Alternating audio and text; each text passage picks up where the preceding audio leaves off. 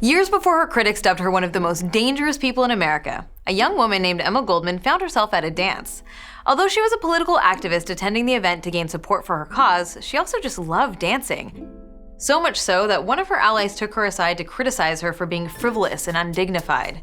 After all, should a serious activist be seen having so much fun? Furious at the interruption, Goldman told the young man to mind his own business because the liberty she fought for was not about the denial of life and joy.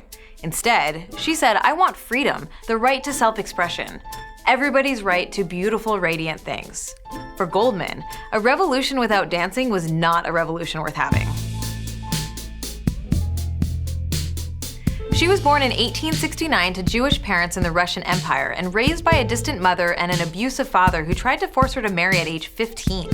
When she refused, he threw her French grammar book in the fire, saying, "Girls do not have to learn much. All a Jewish daughter needs to know is how to prepare gefilte fish, cut noodles fine, and give the man plenty of children." There are few women in her era who would defy that idea of womanhood quite as much as Emma Goldman. When she was 16, she escaped her father by immigrating to the United States, where she discovered her true calling, a political rebel and a fiery orator who would spend her entire life calling for revolution. She was horrified by the tragic story of several labor activists who were executed in Chicago and found herself drawn to the labor movement and eventually to anarchism. Contrary to what that word might suggest, Goldman's philosophy was not about disorder and chaos. It was about personal freedom and rejecting institutions she believed were repressive: government, religion, war, business interests, and even marriage. Although she did end up marrying several times out of convenience or for citizenship, Goldman rejected traditional notions of marriage and chose never to have children. Goldman quickly became one of the most famous radical figures in America, whose power with words was sometimes referred to as a sledgehammer.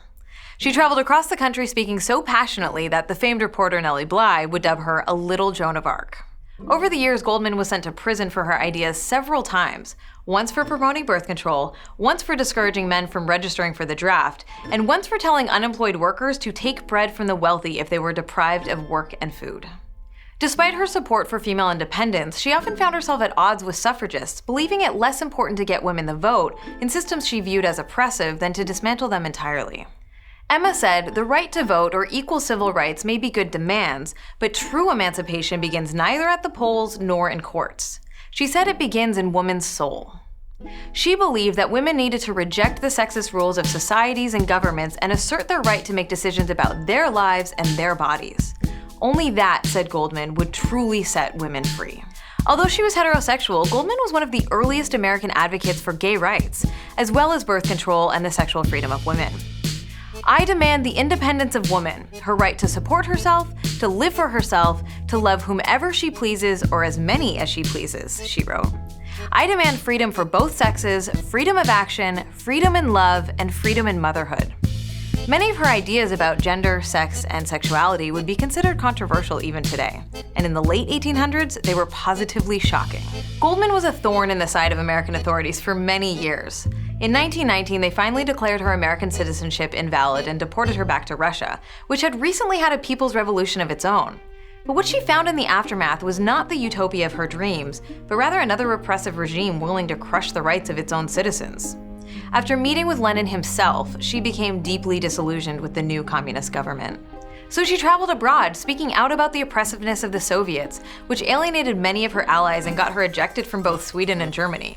When she finally returned to America in 1934, with the permission of the Roosevelt administration, Goldman was a grandmotherly figure in her 60s, but just as stubborn and outspoken as she'd ever been. On her final US speaking tour, her speeches rallied against the fascism of Hitler's Germany and the communism of Stalin's Russia, angering people on the right and the left.